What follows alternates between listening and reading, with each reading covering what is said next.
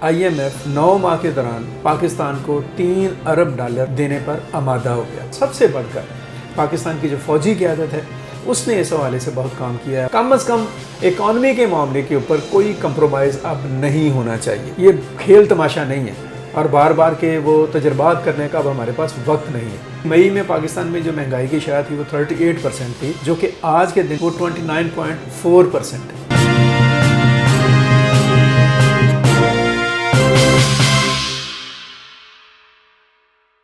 अस्सलाम वालेकुम व्यूअर्स, ईद की छुट्टियां तमाम हुई। आज पाकिस्तान भर में दफ्तरी और कारोबारी ज़िंदगी जौन सी है वो अपने मामूल पर है और इन ईद की छुट्टियों के दौरान जहाँ पे बहुत सारी दीगर सरगर्मियाँ हुई, उनमें एक प्रोमिनेंट और नुमायाँ मामला और बात ये हुई कि पाकिस्तान और IMF के दरमियान एक लंबे मुद्दत के बाद, कई महीनों की जिद्दोजहद और तवील कोशिश के बाद एक जो अदम एतमाद था और बेएतमादी की फ़ज़ा जौन सी थी उसका ख़ात्मा हुआ। IMF के साथ पाकिस्तान की डील हो गई और इस डील के तहत IMF 9 माह के दौरान पाकिस्तान को $3 अरब देने पर आमादा हो गया। यानी ये एक स्टैंड बाय मुआहदा हुआ जिस पर स्टाफ लेवल दस्तखत हो चुके हैं और इस मुआहदे के तहत पाकिस्तान को ये रकम जौन सी है $3 अरब की मिलेगी। और इस रकम के साथ ये बात यहाँ तक ही नहीं है, IMF की डील के साथ सऊदी अरब की तरफ से पाकिस्तान को $2 अरब मिलेंगे, UAE की तरफ से पाकिस्तान को $1 अरब मिलेंगे, यानी $6 अरब का एक पैकेज पाकिस्तान को मिलने वाला है। इसी तरह से world bank, Asian development bank और इस्लामी तरक्याती बैंक ने जो पाकिस्तान के साथ कमिटमेंट्स की हुई हैं, जो डिपेंड कर रही थी IMF के साथ एग्रीमेंट पर, वो भी कमिटमेंट्स जौन सी हैं वो पूरी होने में सामने आएंगी, पूरी होने की शक्ल में।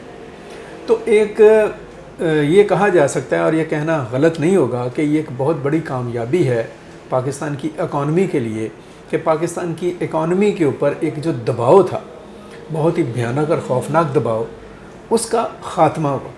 वो दबाव टल गया, ख़त्म हो गया और पाकिस्तान की इकॉनमी को एक ऐसी ऑक्सीजन मिल गई जिसकी बुनियाद पर ये इकॉनमी आगे बढ़ सकती है, नमू पज़ीर हो सकती है और आफ्टर ऑल एक इस्तेहकाम की तरफ जा सकती है।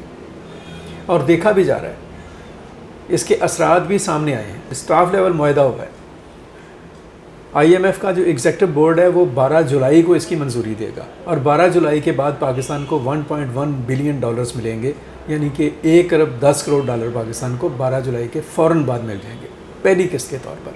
लेकिन अभी इसके जो स्टाफ लेवल मुआहदा है उसकी ख़बर सामने आने के बाद सूरत हाल ये हुई कि जो कराची स्टॉक एक्सचेंज है, पाकिस्तान स्टॉक एक्सचेंज, आज कारोबारी हफ्ते के पहले दिन उसमें एक तारीख़ी और गैर मामूली जो तेज़ी है वो देखने में आई। आप कह सकते हैं कि अरबों रुपयों का कारोबार हुआ और इतनी तेज़ी थी कि स्टॉक एक्सचेंज को 1 घंटे के लिए रोकना पड़ा उसकी कारोबारी सरगर्मियों को। कोई 2445 पॉइंट का इजाफा हुआ कराची स्टॉक एक्सचेंज में। पाकिस्तान स्टॉक एक्सचेंज यानी 100 इंडेक्स में वो जो स्टॉक एक्सचेंज है वो जो ट्रेड करती है उसमें इतना बड़ा इजाफा देखने में आया। दूसरी जो चेंज आई है, दूसरी तब्दीली जो देखने में आई वो ये हुई कि डॉलर के मुकाबले में रुपया जो है वो तगड़ा हुआ और इतलात के मुताबिक आज के दिन रुपया जो है वो डॉलर के मुकाबले में इतना बेहतर हुआ कि जो शरह तबादला है वो 270 से 272 रुपये तक आ गई। ये काफ़ी ज़्यादा थी, पिछले चंद दिन पहले तो 286 रुपये तक थी। ये फ़र्क आया। फिर फेडरल मिनिस्टर जौन से हैं फाइनेंस के इसहाक डार, उन्होंने ये बात कही है और इसको माना भी जा सकता है, अदाद शुमार के साथ बात है कि मई के मुकाबले में जुलाई के आगाज़ में जो महंगाई की शरह है पाकिस्तान में उसमें गैर मामूली कमी हुई है। यानी मई में पाकिस्तान में जो महंगाई की शरह थी वो 38% थी, जो कि आज के दिन जो है उसकी जो फैक्ट्स एंड फिगर्स हैं या अदाद शुमार हैं वो 29.4% है। यानी ये एक नुमाया फ़र्क आया। और अगले 12, 14, 15 दिन में जब एक डेवलपमेंट आएगी चीज़ों के अंदर तो इम्कान है, कहा जा सकता है कि बहुत सारे दीगर मामला जौन से हैं उनमें भी बेहतरी आएगी। वैसे भी सीधी सी बात है कि जब रुपया ताकतवर होगा तो उसका एक डायरेक्ट इफ़ेक्ट आएगा पाकिस्तान के गैर मुल्की कर्ज़ों पर। जो गैर मुल्की कर्ज़े हैं ان کے حجم میں اور ان کے بوجھ میں ایک نمایاں کمی آئے گی۔ دوسرا اس کا جو فرق ہے وہ مہنگائی پر آئے گا۔ ڈیفینیٹلی ڈالر جب سستا ہوگا تو ڈالر کے سستے ہونے سے پاکستان کی تمام جو امپورٹس ہیں ان کے اوپر اچھے اثرات مرتب ہوں گے، اور حکومت پاکستان اگر اس معاملے کو پراپر طریقے سے مینیج کر لیتی ہے تو جتنی بھی اہم چیزیں جو کہ عام آدمی کے استعمال میں ہیں، جو امپورٹ ہوتی ہیں، جیسے پیٹرولیم مصنوعات ہیں، بہت بڑا امپورٹ بل ہے، جس طرح سے دالیں ہیں، پاکستان کی اکثر دالیں ہم باہر سے منگواتے ہیں، اور پاکستان کا جو آئل ہے، خوردنی تیل جون سا ہے، وہ یہ ایسی چیزیں ہیں جو کہ عام آدمی تک، اور نہ صرف یہ کہ ایک اپنی لمٹ تک ہوتی ہیں بلکہ دیگر چیزوں کی قیمتوں پر بھی اثر انداز ہوتی ہیں۔ تو اگر یہ امپورٹس والی چیزیں جون سی ہیں، ڈالر کے سستا ہونے سے یا ڈالر کی قدر کے کم ہونے سے ان کے اوپر اثر پڑتا ہے، تو یہ اثر جون سا ہے مہنگائی کی کمر توڑنے میں مدد دے سکتا ہے، فائدہ دے سکتا ہے۔ اس کے اوپر یہ اب حکومت کی ذمہ داری ہے کہ وہ اس کے اوپر ورک آؤٹ کرے۔ اسی طریقے سے اگر ہم سٹاک ایکسچینج کی بات کرتے ہیں تو اس میں آنے والی تیزی دراصل پاکستان کے کاروباری حلقوں میں، تجارتی حلقوں میں، صنعتی حلقوں میں اور ان تمام چیزوں کے ساتھ جڑی ہوئی جو سرگرمیاں ہیں ان میں بہتری لانے کا باعث بنتی ہیں۔ اور ان میں بہتری آنے کا مطلب یہ ہے کہ جب آپ کی اکانومی میں روپے کی گردش ہوتی ہے، کرنسی موو کرتی ہے، تو ڈیفینیٹلی اس کی موومنٹ سے روزگار کے مواقع پیدا ہوتے ہیں، غربت کی جو شرح ہے اس میں کمی آتی ہے، اور ملک کے اندر جو بے یقینی کی کیفیت ہے اس پر قابو پانے میں مدد آتی ہے۔ تو یہ چیز بھی ایک پازیٹیو سائن ہے for the sake of economy of Pakistan. اسی طرح سے سٹاک ایکسچینج میں جو ایکٹیویٹی ہے اور یہ جو اتنی بڑی آج تیزی دیکھنے میں آئی ہے، اللہ کرے کہ یہ برقرار رہے اور مستحکم رہے اور اس میں اضافہ ہو، اس کا مطلب یہ ہوتا ہے کہ پاکستان میں جو انویسٹمنٹ کے امکانات ہیں وہ بڑھ رہے ہیں۔ ایک ملک کے اندر سرمایہ کاری کے امکانات بڑھ رہے ہیں، اور سرمایہ کاری جب آتی ہے تو ڈیفینیٹلی اس کے ساتھ اکانومی کے اوپر بہت سارے ایک اچھے اثرات مرتب ہوتے ہیں۔ ہم سمجھتے ہیں کہ یہ جو بھی ہوا ہے آئی ایم ایف کے ساتھ ایگریمنٹ، یہ وقت کی ضرورت تھا، اور یہ ایگریمنٹ ہر قیمت پر ہونا چاہیے تھا، اور اس کو ہر قیمت پر کیا بھی گیا ہے۔ آئی ایم ایف کی تمام شرائط کو مانا گیا ہے، سیاسی حوالوں سے، سفارتی حوالوں سے، بین الاقوامی تعلقات کے حوالے سے اتحادی حکومت نے اپنے اپنے لیول کے اوپر، جہاں پہ وزارت خارجہ کا کام ہے اس نے بہت ہیکٹک کام کیا ہے، جہاں پہ وزارت عظمیٰ کا کام ہے اس نے بہت ہی دن رات کام کیا ہے، جہاں پہ وزارت خزانہ کا کام ہے وہاں پہ اسحاق ڈار کی قیادت میں وزارت خزانہ نے بہت انتھک کوششیں کی ہیں، اور سب سے بڑھ کر پاکستان کی جو فوجی قیادت ہے اس نے اس حوالے سے بہت کام کیا ہے، خاص طور پر اسلامی برادر ممالک کو، سعودی عرب کو، یو اے ای کو پاکستان کے ساتھ انگیج کرنے میں۔ اور یہاں پر ایک بہت اہم نقطہ جون سا وہ یہ ہے کہ اس سارے ٹریک میں یہ پچھلا جو کچھ ماہ سے جو جاری تھا، اور ایک بہت ہی خوفناک اور ہاریبل صورتحال تھی پاکستان کی معیشت کے لیے، اس میں پاکستان کے دیرینہ دوست چین نے بہت اہم کردار ادا کیا۔ اگر چین اس مشکل گھڑی میں پاکستان کو مدد نہ دیتا، پاکستان کے ساتھ کھڑا نہ ہوتا اور اس کو ریلیف نہ دیتا، تو شاید حالات جو سے ہیں وہ بہت ہی خطرناک اور خوفناک شکل میں سامنے آتے۔ So we are also thankful to China for this great help. اب بات کرنے کا مطلب جون سا وہ یہ ہے، جو اہم نقطہ ہے بات کا، اس ساری بحث کا اور اس ساری گفتگو کا آئی ایم ایف کے ساتھ ڈیل ہو گئی۔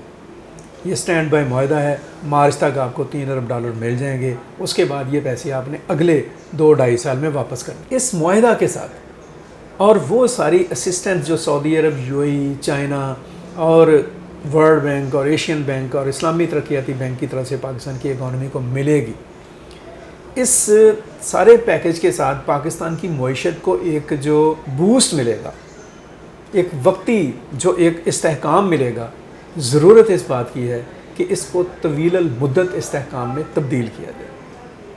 یہ ڈیپینڈ کرتا ہے پاکستان کی سیاسی قیادت کے اوپر اور پاکستان کے ریاستی اداروں کے اوپر کہ وہ وقتی اور ڈنگ ٹپاؤ پالیسیوں پر نہ جائیں، لانگ ٹرم پالیسیاں اختیار کریں، اور پہلی فرصت میں اکراس دا بورڈ جتنی بھی پولیٹیکل پارٹیز ہیں اور جتنے بھی فیصلہ ساز ادارے اور قوتیں ہیں وہ ایک میز کے اوپر بیٹھیں، سر جوڑ کر بیٹھیں، پاکستان کی اکانومی کو اور اس میں موجود جو فلاز ہیں ان کو دیکھیں اور ان کو دور کرنے کی کوشش کریں، ملک میں قانون کی حاکمیت کو لازمی بنانے کی کوشش کریں، کرپشن کو ختم کریں، نااہلی کو ختم کریں، کم از کم اکانومی کے معاملے کے اوپر کوئی کمپرومائز اب نہیں ہونا چاہیے۔ یہ کھیل تماشا نہیں ہے، اور بار بار کے وہ تجربات کرنے کا اب ہمارے پاس وقت نہیں ہے۔ بہت ہی بھیانک حالات ہم نے دیکھے ہیں اور بہت ہی خوفناک حالات سے ابھی بھی ہم گزر رہے ہیں۔ ان سے نجات کے لیے ہمیں ایک لانگ ٹائم پالیسیز کی طرف دیکھنا پڑے گا۔ بیک وقت آپ کو مختصر مدت کی، وسط مدت کی اور طویل مدت کی پالیسیاں بنانی پڑیں گی، اور وہ ایسی پالیسیز ہونی چاہیے کہ جن کے اوپر حکومتوں کی تبدیلی کا کوئی اثر نہ ہو، کہ آج اگر اتحادی حکومت نے کوئی فیصلہ کیا ہے تو کل کو کوئی اور حکومت آئے تو وہ محض اپنی سیاسی دکان چمکانے کے لیے اب کے کیے ہوئے فیصلوں کو نگیٹ کر دے۔ یہ بہت خوفناک عمل ہوگا، جیسے ہم ماضی میں کرتے رہے ہیں۔ اس چیز سے نکلنے کی ضرورت ہے۔ ملک کو، قوم کو، ریاست کو، ریاستی مفادات کو ٹاپ آف دا لسٹ رکھیں، ان تمام اقدامات کی طرف نہ جائیں جن کی مدد سے ملک کی اکانومی ٹھیک ہو سکتی ہے۔ جوڈیشری کو ٹھیک کریں، عام آدمی کو خوشحال کرنے کی کوشش کریں، ملک کا جو متوسط طبقہ ہے اس کا حجم بڑھائیں اگر آپ نے ترقی کرنی ہے۔ اس کے لیے آپ کے جتنے بھی بزنس مین ہیں، اسٹاک ایکسچینجز ہیں، جو کاروباری تنظیمیں ہیں، جو ماہرین ہیں معیشت کے، ان کو بٹھائیں اپنے ساتھ، ان کو اعتماد میں لیں، ان کو ٹرسٹ دیں، خوف نہ پیدا کریں، قوم کے اوپر اعتماد کریں تو قوم آپ کو ایسا ریئیکشن دے گی جو نہایت شاندار ہوگا اور جو ملکی معیشت کے لیے بہترین ہوگا۔ اس کے لیے آگے بڑھیں اور اس کے لیے آگے بڑھا جائے۔ اب ذرا جو بڑی مچھلیاں ہیں نا، ان کے اوپر بھی ہاتھ ڈالیں، ان کو بھی نچوڑیں تھوڑا سا کہ وہ ملک کے لیے کیا سیکریفائی کر سکتے ہیں۔ یہ ملک یہیں پہ ہے، یہ ترقی کرے گا، استحکام حاصل کرے گا، یہاں پہ ہماری معیشت بڑھے گی تو سب کو فائدہ ہوگا۔ IMF کے ساتھ ڈیل اچھی بات ہے، لیکن یہ ڈیل واقعتاً آخری ڈیل ہونی چاہیے۔ اب آپ کے اپنے وسائل جون سے ہیں، آپ کو ان پر انحصار کرنا چاہیے، اور وہ کم نہیں ہے۔ آپ کی سیاحت، آپ کی ثقافت، آپ کا کھیل، آپ کا انفارمیشن ٹیکنالوجی، آپ کے آبی ذخائر، آپ کی کنسٹرکشن انڈسٹری، آپ کی ایگریکلچر اور ایگریکلچر کے ساتھ جڑے ہوئے وسیع و عریض امکانات، آپ کے جنگلات، آپ کے صنعتیں، آپ کے کاروباری اور تجارتی حلقے اور ایکٹیویٹیز، ان سب کو زندہ کرنے کی ضرورت ہے۔ اور سب سے بڑی بات یہ ہے کہ ملک میں، معاشرے میں پاکستان اور پاکستانی قومیت کا جو احساس ہے اور ادراک ہے، اس کو مضبوطی سے کے ساتھ جگائیں، اس میں ہلچل پیدا کریں، تاکہ قوم کا ہر فرد ملک کی ترقی میں بڑھ چڑھ کر کردار ادا کرے۔ اور ہم سب کا فرض یہ ہے، مقصد یہ ہے کہ ہر فرد کو اس قابل بنائیں کہ وہ قوم کی تعمیر اور ترقی میں بڑا کردار ہو۔ آج تک کے لیے اتنا ہی، مزید گفتگو انشاءاللہ ہم کرتے رہیں گے۔ اپنا بہت سارا خیال رکھیں، اپنے گرد و نواح کا خیال رکھیں۔ حسب معمول میں یہ بات ضرور کہوں گا کہ پاکستان کے لیے سوچیں اور پاکستان کے لیے کچھ عملی اقدامات کرنے کی کوشش کرتے رہیں۔ مجھے عبدالمقدم کامران ہاشم ظہیر کو اجازت دیجیے۔ اللہ حافظ۔ پاکستان زندہ باد۔